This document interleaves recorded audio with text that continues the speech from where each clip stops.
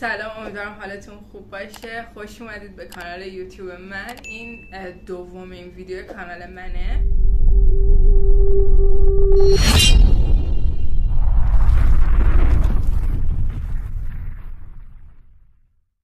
قبلش ببخشید که یکم موهام خیلی شیک و پیک و مرتب نیست.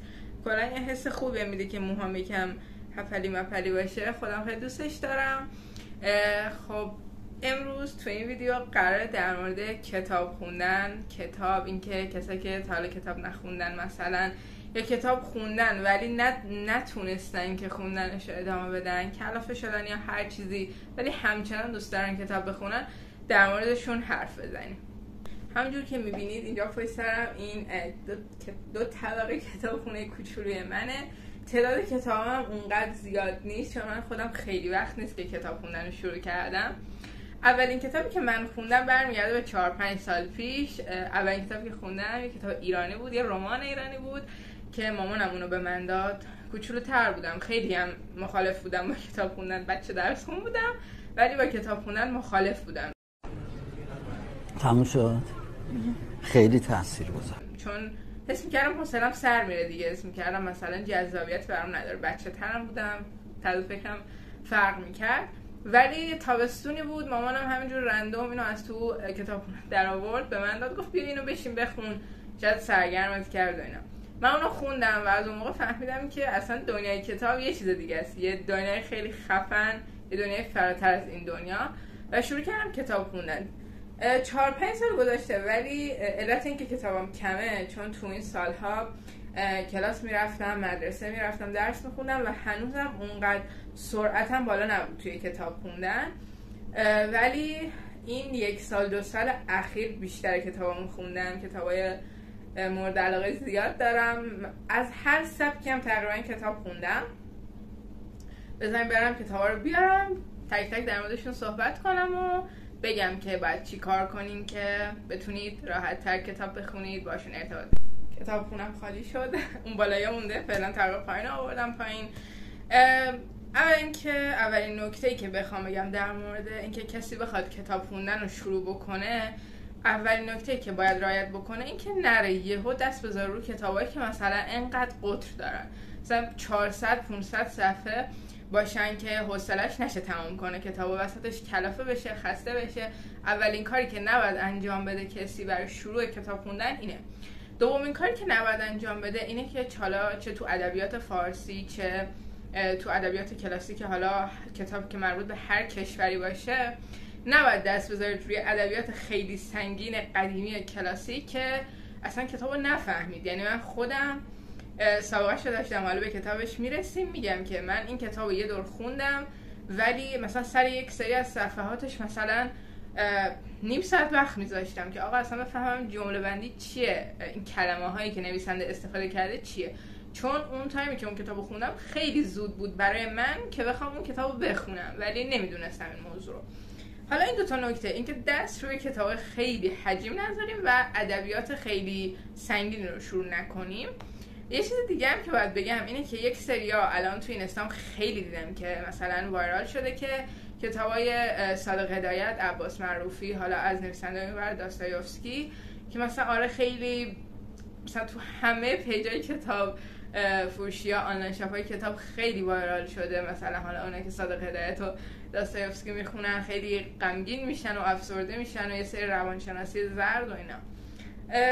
تمام کتابایی که من خوندم تقریبا داستان بودن، رمان بودن، ولی کلا کتاب روانشناسی فکر کنم 1-2 تا دونه، اونم مثلا چند سال پیش خوندم. کتاب روانشناسی و اینا کتاب خوب خیلی داریم. من در مورد اونها هیچ اطلاعاتی ندارم چون هنوز نرفتم تو تحقیق و گشتن در مورد کتاب روانشناسی خوب. اما تو اپیزودهای بعدی آینده که من خودم به سری کتاب خوندم در موردشون حرف میزنیم. حالا به ترتیب کتابا رو نیاوردم ولی در مورد هر کدوم توضیح میدم. یکی از کتابایی که خوندم کتاب سمفونی مردگان عباس معروفی، حالا شاید تو دوربین چپ و راست باشه و اینا، عکسش اینجا میارم، عکس همه کتابا رو اینجا میارم که من اینو عید خوندم، فروردین همین امسال، 1 ماه پیش. من از آغاز سال 1404 7 کتاب خوندم. الان کتاب فکر کنم 8م. کتاب سمفونی مردگانی، کتاب خیلی معروف که ادبیات آنچنان سنگینی نداره که قابل فهم نباشه، ولی بازم میگم به عنوان کسی که میخواد کتاب خوندن رو شروع بکنه، بازم کتاب زیادیه به نظر من. حالا یه سری کتاب هست که بهتون معرفی میکنم، مثلا میگم که اگه دوست دارین این نوع کتاب بخونید با این کتاب شروع بکنید. تو کتابام از این کلیدها استفاده میکنم که یک سری، یعنی کتابخونا واقعا به 2 دسته تقسیم میشن. یه سری‌ها که اصلا یه نقطه تو کتابشون نمیذارن، و حالا یه سری‌ها مثل من که دوست دارن یه سری جمله‌هایی که دوستشون داشتن براشون مفهوم داشتن یا حالا هر چیزی رو نگه دارن و بعداً از اون بیان بخوننشون. من عاشق اینم که بیام کتابامو بعد مدت‌ها ورق بزنم، جمله‌هایی که دوستشون داشتم و نگاه کنم که چی بودن اون موقع، تو چه حالی بودم، چه جمله‌هایی توجه منو جلب کردن. این خیلی برام عزیزه و خب همونجور که میبینید بذارین نشونتون بدم، هنوز ندیدید، من زیر متنی که دوست دارم خط میکشم، اینجوری نگهشون میدارم و بعد میام مرورشون میکنم و میخونمشون و خیلی برام عزیز و دوست داشتنی هست. خلاصه که کتاب سمفونی مردگان از عباس معروفی یکی از شاهکارترین دیگه میتونم بگم کتابایی که من تو طول این چند سال خوندم. کتاب بعدی عقاید یک دلقک که کتابی بود که چند سال خیلی اسمش فضای مجازی بود. حالا کسایی که در مورد کتاب میخوندن میدیدن احتمالاً شاید دیده باشن، حالا کسایی که کلا در مورد کتاب هیچ چیزی نمیدیدن امکان داره این وایرال و اینا که من میگم کلا ندیده باشن. عکسش هم بالا میاد مثل کتاب قبلی. این کتابو من حتی تایمی که کتاب نمیخوندم به خاطر اسمش خیلی دوست داشتم بخونمش. یه نکته که در موردش هست اینه که خیلی نشرا این کتاب ترجمه و چاپ کردن، ولی متاسفانه خیلی از نشرا کتابا و ترجمه خوبی ندادن بیرون و عقاید یک دلقک به خاطر همین خیلی بدی راجبش گفته شد. مثلا من یه سری جا میگفتم این که از کتاب مورد علاقه این کتابه و میگفتن که خب اصلا چی فهمیدی ازش، چی خوندی ازش، در صورتی که این یکی از بهترین ترجمه هاشه که از نشر ماهی هم هست. یه چیز دیگه در موردش بگم اینه که این یه ادبیات تقریبا ساده‌ای داره، یعنی شما میتونید درکش کنید، میتونید بفهمیدش. یه داستانی داره که اصلا امکان داره خط به خطش بگین که منم دارم تو رو درک میکنم، کسی که داره این داستان رو روایت میکنه، و کلهم 300 صفحه است. خیلی کتاب روونیه. من تایمی که هنوز تو کتاب خوندن خیلی تند نبودم، این کتاب رو توی 3 روز تموم کردم. یه چیز دیگه هم که باید بهش توجه بکنید توی کتاب خوندن اینه که از نشرهای خوبی کتاب بگیرید. انتشارات مختلف زیاد داریم، حالا من کلا اسم نمیارم ولی چند تا نشر خوب بخوام نام ببرم، مثل نشر نون، نشر ماهی، نشر چشمه، مثلا ققنوس، اینا خیلی انتشارات خوبی هن، ترجمه های خوبی هن، یعنی کتاب ها ترجمه های خوبی دارن، چاپ خوبی دارن، از همه لحاظ خوبن، مثل این چند تا انتشاراتی که گفتم. تا کتاب از مجموعه امیرعلی نوویان، قصه های امیرعلی 1 و 2. این کتاب بیشتر میتونم بگم برای نوجوانها و حالا جوان هاست و نمیتونم بگم مثلا کتاب